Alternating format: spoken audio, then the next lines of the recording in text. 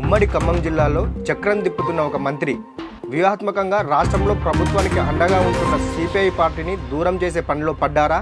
అందివచ్చిన అవకాశాన్ని ఏమాత్రం వదలకుండా కుట్రలకు తెరలేపుతూ తన పట్టు పెంచుకునే ప్రయత్నం చేస్తున్నారా? హంగ్ ఏర్పడి కాంగ్రెస్ సిపిఐ 2.5 ఏళ్లు సర్దుబాటు నేపథ్యంలో మరోసారి ఈ అంశాలు చర్చానీయాంశంగా మారాయి. 2023లో కొత్తగూడెం అసెంబ్లీ టికెట్ కోసం సర్వశక్తులా ఆయన విఫలయత్నం చేసిన విషయాన్ని పలువురు ప్రస్తావిస్తున్నారు. ఆ సీటును మిత్రపక్షం సిపిఐకి కేటాయించడంతో గత్యంతరం లేని పరిస్థితుల్లో వేరే నియోజకవర్గం నుంచి పోటీకి దిగారని అంటున్నారు. అయితే తాజాగా కొత్తగూడెం మున్సిపల్ కార్పొరేషన్ ఎన్నికల్లో పొత్తు పేరుతో తొలుత నాటకమాడి ఇబ్బందులకు గురిచేయడంతో సిపిఐ స్వంతంగా బరిలోకి దిగింది. కాంగ్రెస్తో సమానంగా 22 సీట్లను గెలుపొందింది.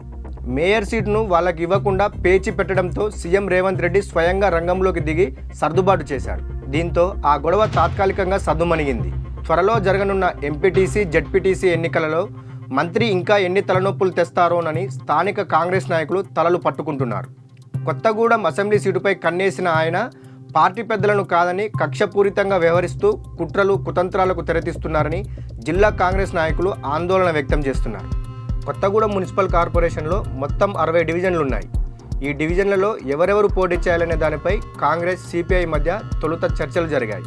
బలం ఉన్న చోట సంబంధిత పార్టీలు పోటీ చేయాలని, బలం లేని చోట బలమైన వ్యక్తులను నిలబెట్టాలని అనుకున్నారని అప్పట్లో వార్తలు వచ్చాయి. తమకు 25 డివిజన్లు కేటాయించాలని తొలుత సిపిఐ డిమాండ్ చేసింది.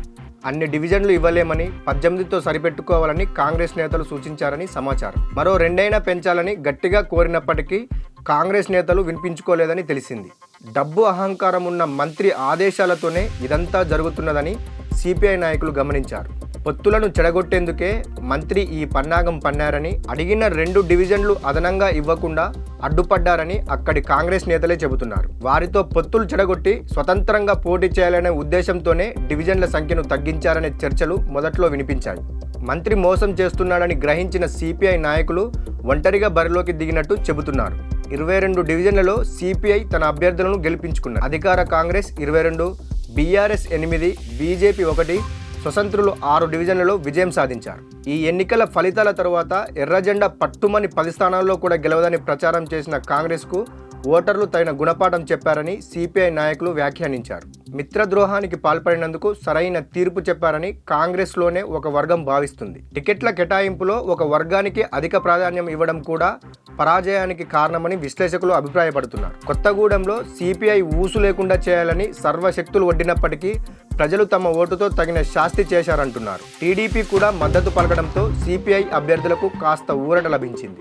ఇది మాత్రమే కాకుండా కొన్ని చోట్ల సిపిఐ అభ్యర్థులను ఓడించేందుకు మంత్రి ఆదేశం మేరకు బీఆర్ఎస్ అభ్యర్థులతో కుమ్మక్కయ్యారనే ఆరోపణలు కూడా ఉన్నాయి. కొందరు బీఆర్ఎస్ అభ్యర్థులకు మంత్రి డబ్బులు ఇచ్చారనే ప్రచారం కూడా జరుగుతోంది. దీంతో స్వల్ప ఓట్ల తేడాతోనే 5-6 సిపిఐ అభ్యర్థులు ఓడిపోయారు.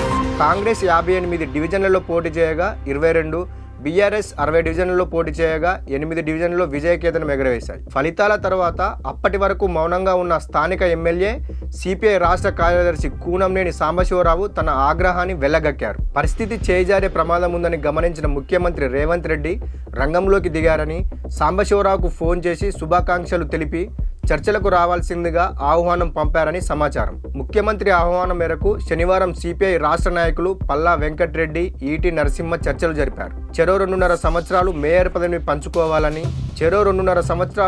పదవిని పంచుకోవాలని నిర్ణయించడంతో ఇప్పటికి మాత్రం సమస్య సద్దుమణిగింది. ఇదంతా ఒకెత్తైతే కొత్తగూడెంపై తన పట్టును మరింత పెంచుకునేందుకు ఉమ్మడి జిల్లాలకు చెందిన ఒక మంత్రి, సీనియర్ నాయకుడు, వ్యవసాయ శాఖ మంత్రి తుమ్మల నాగేశ్వరరావుకు కరీంనగర్ జిల్లా బాధ్యతలు అప్పగించేలా పార్టీ నుంచి ఆదేశాలు జారీ చేయించారని చర్చించుకుంటున్నారు. ఆయన లేకుంటే తన కుట్రలు కుతంత్రాలకు అడ్డు చెప్పేవారు ఉండరనే ఉద్దేశంతోనే కరీంనగర్కు పంపించారంటున్నారు. తుమ్మల నాగేశ్వరరావు జిల్లాలో ఉన్నట్లయితే సిపిఐతో పేచి వచ్చేది కాదని, కలిసి పోటీ చేసి కొత్తగూడెంలో బీఆర్ఎస్ను మట్టి కరిపించేవారని కాంగ్రెస్ నేతలే ఒప్పుకుంటున్నారు. కొత్తగూడెం అసెంబ్లీ సీటును 2028లో ఎలాగైనా దక్కించుకునేందుకు మంత్రి ఎప్పటికప్పుడు పావులు కదుపుతున్నారని కాంగ్రెస్లో ఒక వర్గం ప్రచారం చేస్తుంది. గెలిచిన స్వతంత్రుల్లో 5గురిని కాంగ్రెస్లో చేర్చుకొని పరోక్షంగా సిపిఐని రెచ్చగొడుతున్నారనే వాదనలు కూడా నియోజకవర్గంలో జరుగుతున్నాయి.